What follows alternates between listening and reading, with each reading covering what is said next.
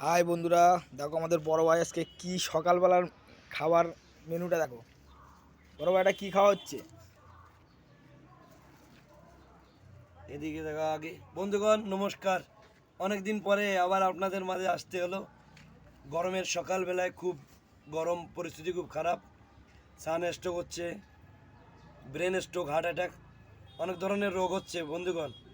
এখন বাঁচার উপায় কোনো কিছু খুঁজে না পেয়ে এখন দেখলাম পান্তা ভাত।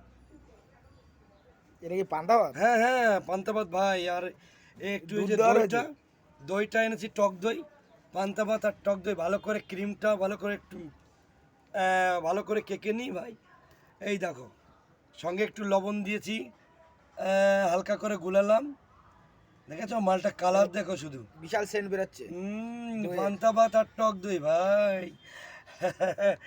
শরীরটা পুরো ঠান্ডা হয়ে যাবে, বেশি গরম করা যাবে না। হ্যাঁ ভাই, সবার কাছে আমার করজোড়ে বিনতি প্রার্থনা, এটা কি চুমুক আপনারা দিয়ে খাবে না না, চাবিয়ে খাবে? আস্তে রিল্যাক্স, আমাকে বলতে দাও। আপনারাও ঠান্ডা খান, মানে ঠান্ডা বলে কোল্ড ড্রিঙ্কস না, দই খাবেন, টক দই খাবেন।